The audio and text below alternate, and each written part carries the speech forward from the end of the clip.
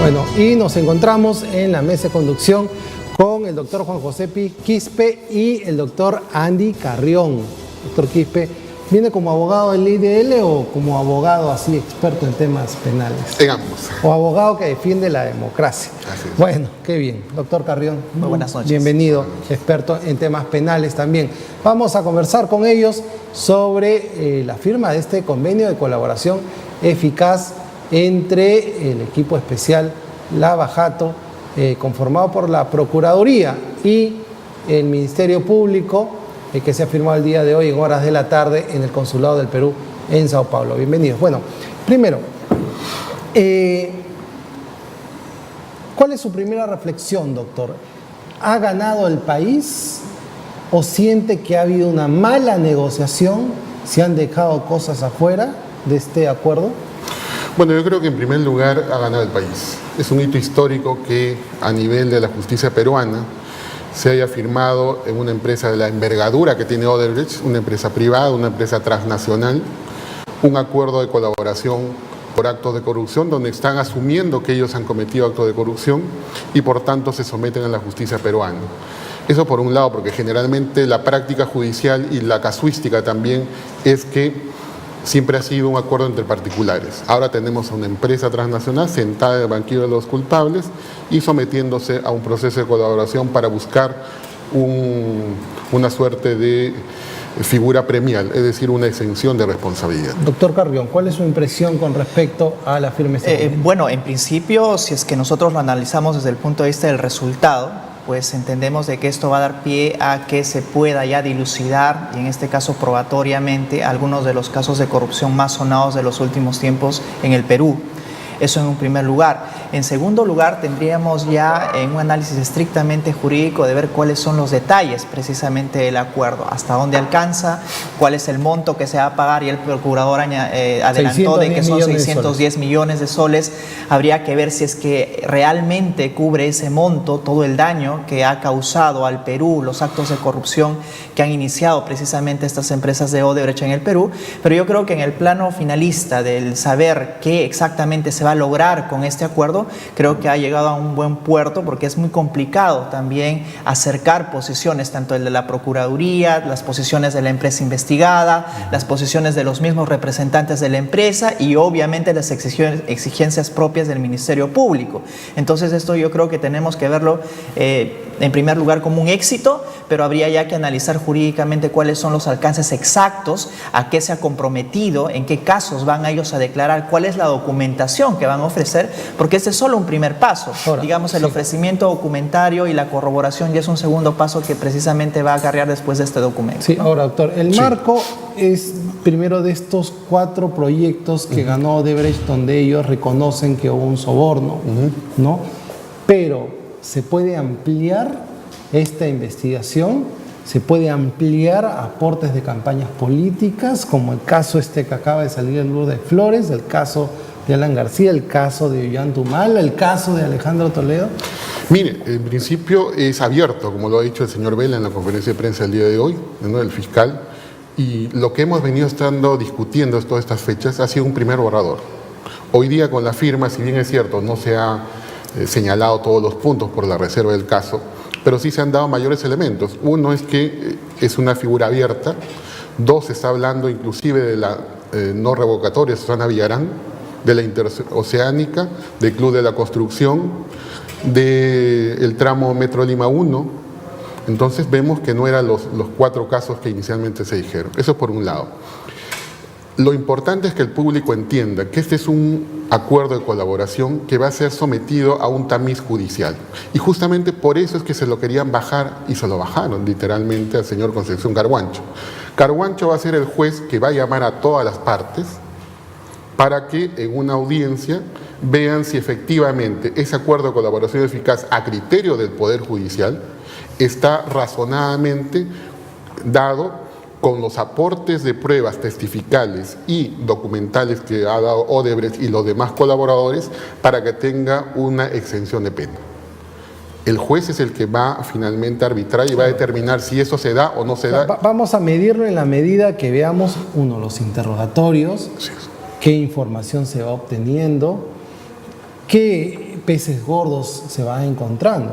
Ahora, doctor, esto también queda abierto a que inclusive un expresidente se pueda convertir en un colaborador eficaz si lo cree conveniente. En principio, el Código Procesal Penal es claro en señalar que cualquier persona puede someterse a un proceso de colaboración eficaz, sea un expresidente también. Antes había la discusión de que aquellos que eran líderes de organizaciones criminales no podían someterse a un proceso de colaboración eficaz. Sin embargo, con la normativa actual, el Código Procesal Penal habilita a cualquiera, y en este caso precisamente referido a tu pregunta, inclusive a un expresidente, para que pueda someterse a este proceso de colaboración eficaz que debería de iniciar con la firma de un acta como la que ahora hemos observado en Brasil, y que de ahí podría aspirar a una atenuación o a una exención de pena en la medida de que la información, por ejemplo, sea relevante, de que conlleve a descubrir algunos otros delitos y de que sobre todo sea fiable a la hora del ministerio, de que el Ministerio Público haga uso de esa información para descubrir más elementos que puedan llevar a esclarecer algunos actos, en este caso corruptos, que haya cometido un expresidente de la República o cualquiera de su gobierno. A ver, tiene varias etapas todavía este proceso, ¿no? Y es un proceso no tan corto. Primero se viene un interrogatorio del 18 al 22, que es para entender cómo funcionaba el desvío. Van a ver el sistema administrativo que utilizaban para dirigir el dinero de la caja 2 de la empresa Odebrecht de operaciones estructuradas para realizar los sobornos, ese tipo de cosas, ¿no? Las aceitadas, como decía un tristemente célebre bueno, sigue siendo abogado, no sé cuál es su situación ahorita, pero bueno, eso quiere decir que quienes hayan percibido dinero de esa caja ya incurrieron en un ilícito. Le pongo un ejemplo, sí, como en el caso de la señora Flores Nano. Sí, por favor. Ella dice, no recordar mucho si ha recibido o no recibido dinero. Pero si una persona recibe una cantidad importante de dinero a la mano, en su casa, sin una transferencia bancaria y supuestamente sin algún tipo de contraprestación, ¿usted no sospecharía de dónde viene ese dinero por más que dice que viene de una empresa transnacional? ¿O es la empresa transnacional que le hace de manera formal entrega? Y ahora, ¿quién entrega dinero por gusto? Yo creo que es bien difícil recibir 100.000 o 200.000 dólares simplemente porque tiene una cara bonita. Así es. ¿No? Entonces siempre tiene que haber una contraprestación. Ahora, pero eso se tiene que probar, doctor Carlos, claro, que es penalista. La estructura de un proceso penal es la prueba. Si no hay prueba, no hay la caso. norma de lavado de activos establece dos cosas: que el dinero sepa que una persona viene de una actividad ilícita, o por lo menos que presuma. Si yo recibo de esa forma el dinero, puedo presumir razonablemente que ese dinero es sucio, porque si no me hubiesen dado por el trámite normal.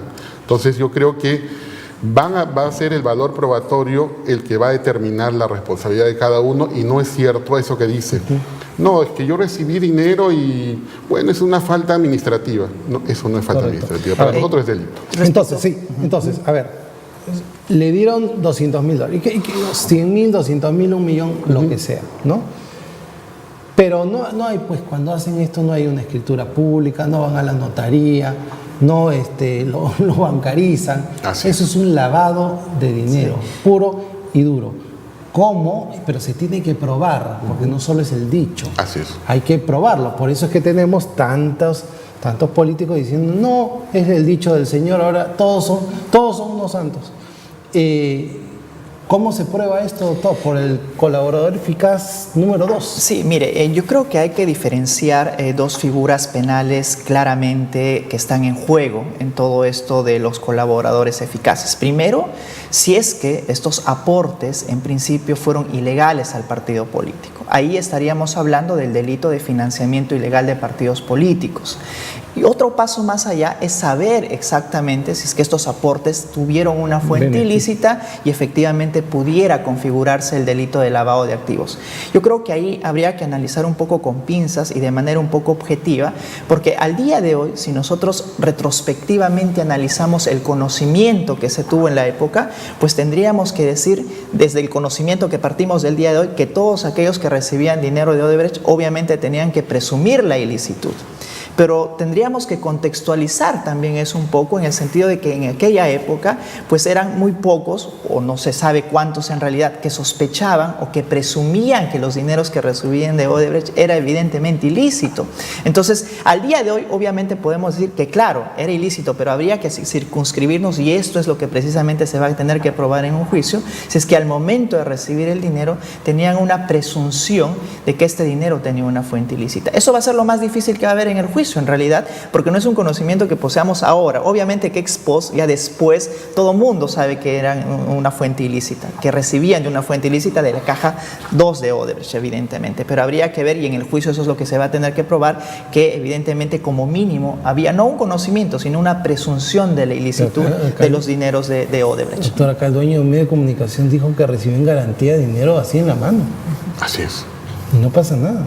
Ese es el tema, ¿no? Hay muchos casos que están, como dice, pasando piola, pero como bien dice el doctor Carrión, es cierto, esto va a ser materia de probancia en un juicio, pero yo le doy las características de cómo recibe uno el dinero. O sea, si uno recibe de una forma muy particular, a la mano, una cantidad impresionante de dinero, en una casa, bajo 5 llaves, es un dinero que uno puede decir, esta empresa transnacional me está dando lícitamente, o por lo menos ya hay una sospecha mía en un momento. Ese dinero, ¿de dónde lo traes? ¿Por qué no depositas en una cuenta? ¿O por qué no haces un depósito periódico? Correcto, claro, pero el punto es cómo se demuestra, en el caso pues de Nadine Heredia, que dicen, Jorge, yo le dimos $3 millones, cómo se demuestra, no solo con la descripción del techo, de la mesa, del edificio donde fue el encuentro, sino el acto de la entrega de dinero, si es que estuvo, imagínense, el señor Barata o el señor Cerro o el señor que sea con la persona que recibió el dinero y no había nadie más. Es que la corrupción no te da factura. Claro, ese es un primer tema, claro. ¿no? Entonces va a tener, si bien es cierto, usted dice un tema indiciario. Es el desbalance patrimonial, por ejemplo. Uno puede ser, el otro son las características, los detalles mínimos que da la persona, dónde, en casa de quién, qué características tiene el inmueble, cuánto fueron el dinero que se entregó, en cuántas partes. Eso va a ser materia de un juicio. Y es cierto, la corrupción no da boletas, no da facturas, pero sí quedan rastros. Y los rastros los estamos viendo ahora. Y un tema importante, señor, es lo siguiente. Esto que ya se firmó, que va a ser sometido al juez de investigación preparatoria, ya viene con actos de corroboración. Ojo. Ya viene con anexos de documentos que ha entregado.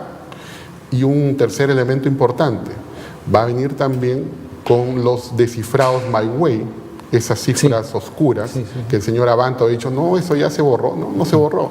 Hoy día la empresa ahora está diciendo que sí tienen en sus archivos y sí lo van a entregar.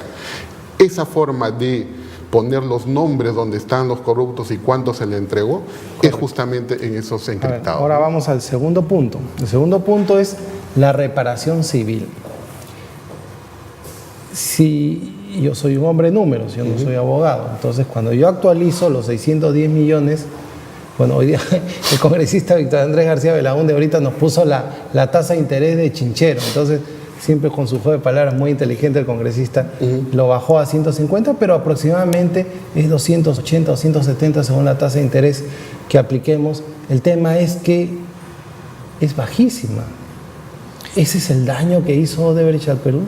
Ahora, recordemos aquí, hay un punto importante del que este es un tema que tiene que conciliar posiciones. Obviamente, si es que uno se remite estrictamente a las matemáticas, puede pedir 100 millones de dólares, pueden pedir 1.000 millones de dólares, pero al mismo tiempo imposibilitar un acercamiento que permita negociar las posiciones. Evidentemente, ninguna de las partes va a estar contenta. Van a haber personas, como las que acabas de mencionar, que evidentemente pueden decir, no, era menos la reparación civil, o algunas otras que van a decir es mucho más la reparación civil. Entonces, más allá del punto de partida, que existen cálculos y fórmulas exactamente para estimar algún evidente daño que ha producido algún determinado acto de corrupción, yo creo que aquí tenemos que contextualizar el momento mismo en el que nos encontramos, y es la negociación de un acuerdo de colaboración eficaz en la que la empresa, por ejemplo, tiene que ceder y en que el Estado también tiene que exigir. El acuerdo que hubo, por ejemplo, con Estados Unidos, no fue un acuerdo que no sobrepasaba los 100 millones de dólares. Y aquí estamos hablando,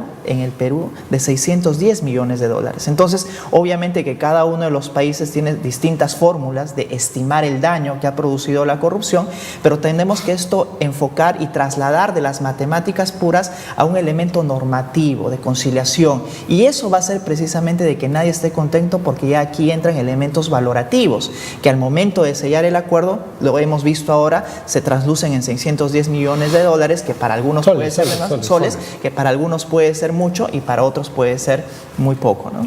Correcto. Ahora, hay voces críticas al acuerdo de colaboración que dicen, bueno, estos números bajos que al final traído, lo que pasa es los abogados, pues yo tengo mi hermano abogado y era terrible en matemáticas. Entonces, pero los números son números y efectivamente el tema es, y yo entiendo, en los temas penales nadie está diciendo que Odebrecht sea una empresa transparente, y generalmente quienes llevan a determinar la corrupción es un cómplice de la corrupción, es un delincuente, es una empresa corrupta en este caso, ¿no? Pero queda un sinsabor, doctor, de darle mucho beneficio a esta empresa, ¿a cambio de qué? A cambio y de direccionar el ataque hacia algunos líderes políticos, ¿no? Y que alguien se está librando por ahí. ¿Siente eso o cree que no, esto no es así? Es imposible que esta figura se dé, porque al final quienes han llevado el proceso, quienes están involucrados en el equipo especial Lava Jato, han actuado de una manera equilibrada. ¿Cómo lo siente usted, doctor? En primero, soy un hombre de fe. Sí. Y yo creo que en esos acuerdos, como bien se ha dicho, es un tira y afloje, ¿no? En primer lugar, si Odebrecht no quería negociar nada, simplemente decía, procésame y no te voy a dar nada. Y ahí queda todo. El proceso de negociación de una colaboración es justamente un proceso largo, un proceso que estuvo a punto de no firmarse, pero que no se va a circunscribir a determinados temas. Y quiero hacer una aclaración. Hoy día se dijo 610 más intereses son 760 millones de soles, que eso es en el fondo lo que cobraría en 15 años, ¿correcto? Sí. Pero más allá de las cifras, yo no me voy a las cifras. Si la historia de la corrupción vemos en el Perú, todos los corruptos no han pagado su reparación civil. Entonces le estamos exigiendo... Y son los que se han llevado la plata en carretilla. Exactamente. Usted ve el señor Agustín Mantilla, que en paz descanse, y hay otros casos muy sonados. El señor Facundo Chinguel ya va a salir de prisión, igual, no va a pagar la reparación civil. Montesinos, Fujimori, de millones de dólares. Entonces, nos estamos preocupando en un tema que en la historia de la justicia nacional no se ha podido cobrar a los corruptos lo que se debe. Y ahora estamos poniendo los ojos en una transnacional que finalmente es un tercero civil responsable. ¿Correcto? Pero para nosotros sería lo importante, y creo que ese es el eje central de por qué el éxito del equipo de Lava Jato, es porque, uno, se ha arrinconado a la empresa, dos, se le ha dicho, tú tienes que colaborar. ¿Quieres exención de pena o quieres reducción de pena? Muy bien, vas a colaborar. Y esa colaboración, tanto documentaria como testificalmente, va a servir para los demás casos. Vuelvo a reiterar, todo el Perú ha estado discutiendo sobre un borrador, y no son solo 4 casos, claro. Son más casos, y ya se habla inclusive de la señora Susana Villarán, que en el caso yo creo que es bastante complicada su situación, y que, Dios mediante, creo que van a estar pidiendo prontamente su prisión preventiva. Correcto. Situación complicada para toda la clase política, ¿no? Formas en las que se hacían políticas todos, ¿no? No veo que se salva nada. Sí, y en eso tienes toda la razón, porque estamos hablando de una empresa que en realidad no trajo la corrupción al Perú.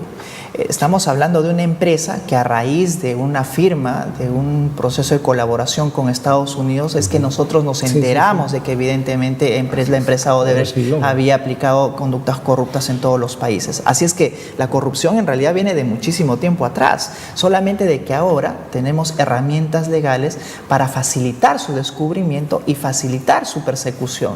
Y esas herramientas están haciendo uso ahora de manera pionera, al menos en el Perú, porque recién las normas lo permiten y hay que aprovecharla en su real sentido. Y otro tema adicional es el que también tiene que ver, y precisamente con el pago de la reparación civil, el hecho de también quienes pierden y quienes ganan, no respecto a los políticos, sino a las personas que trabajan, a los proveedores, cómo las empresas pueden sobrevivir. Y eso es muy importante. Es por eso que la política norteamericana, por ejemplo, de cerrar acuerdos de colaboración, tienden más bien a resguardar el funcionamiento de la propia empresa y a perseguir a los directivos corruptos de las empresas.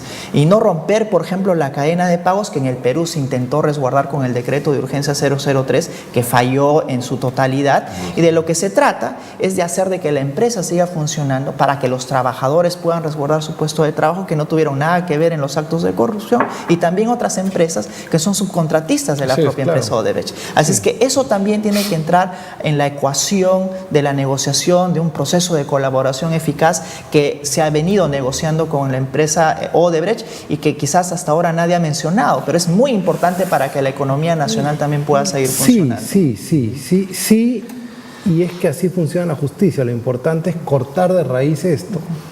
Pero queda igual pues el sinsabor de que estos señores se aprovecharon de... No es que el sistema ellos lo corrompieron, ya estaba corrompido.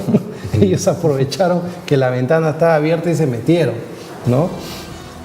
El problema es que queda el sinsabor de que entonces cualquier empresa acá puede hacer lo que le da la gana. Entonces corrompen y después son colaboradores eficaces y listo, arreglamos y sigo trabajando. Ese es el sinsabor que queda, ¿no? Al margen de esto, bueno, pues si queremos ganar algo, tenemos que dejar algo. Ahora, imaginémonos el escenario inverso, el escenario en que de verdad se metan preso a estos empresarios, a Jorge Barata y los demás que han metido, bueno, están en Brasil, pero imagínate que están en el Perú y que estén presos. La pregunta sería, al no darles estas facilidades, nosotros nos centraríamos en la persecución de actos de corrupción nucleares, pero que no podrían trasladarse a facilitar la persecución de aquellos que realmente han participado en estos actos de corrupción y que los han facilitado desde nuestros gobiernos. Entonces es como claudicar en la persecución de unos cuantos, pero ganar en la persecución de aquellos que han tenido protagonismo, ¿no? Para precisamente poder crear todo ello en las formas de hacer política. Yo creo que quien quiera hacer política ahora lo va a pensar dos veces, que realmente es para servir, no es para estarse pues llenando los bolsillos de una manera irresponsable. Y creo que ahí no hay camiseta política. Quien tenga que pagar, que pague. Bueno, sí, la frase quien no la debe no la teme, creo que se va a quedar en el olvido, ¿no? Y ahora va a acuñarse otra frase. Las pruebas vienen solas, ya no la plata viene sola, sino las pruebas vienen solas de Brasil. Bueno, yo les agradezco mucho. Muchas gracias. Y esperemos que efectivamente sea el mismo proceso que demuestre que esto fue bueno o tuvo errores. Ya será la justicia que espero esté a la altura de estas circunstancias.